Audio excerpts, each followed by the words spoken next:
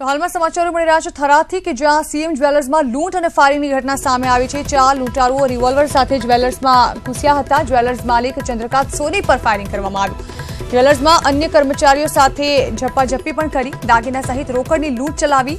લૂંટના CCTV સામે આવી ચૂક્યા છે। સીસીટીવીમાં આપ જોઈ શકો છો સીએમ જ્વેલર્સમાં ચલાવેલી આ લૂંટના દ્રશ્યોને, જ્યાં માલિક પર ફાયરિંગ પણ કરવામાં આવ્યું છે।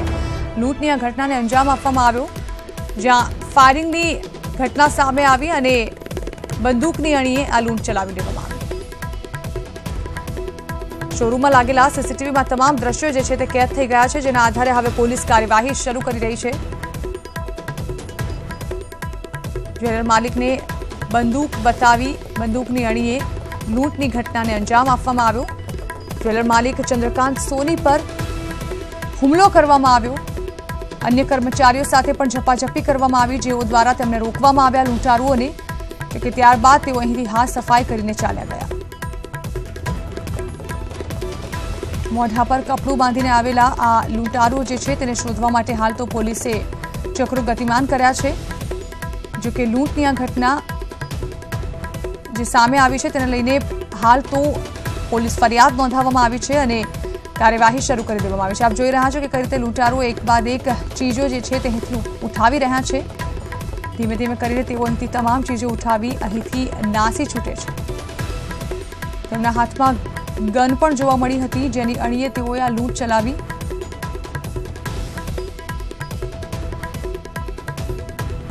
કર્મચારીઓ દ્વારા તેમને રોકવામાં આવતા તેમની સાથે પણ ઝપાઝપી કરવામાં આવી હતી।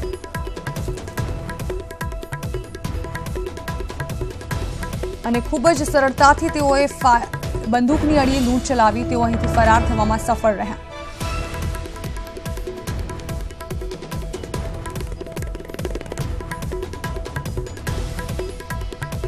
તો સીસીટીવીમાં આ લૂંટની ઘટના જે છે તે કેદ થઈ ગઈ છે।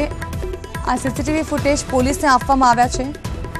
આ અંગે વધુ માહિતી અમારા સંવાદદાતા આનંદ જયસ્વાલ આપી રહ્યા છે। આનંદ, બંદૂકની અણીએ લૂંટ ચલાવવામાં આવી છે, જાણવા માંગીશું કઈ રીતે કરાઈ આ લૂંટ અને ત્યારબાદ હાલ શું કાર્યવાહી કરવામાં આવી રહી છે?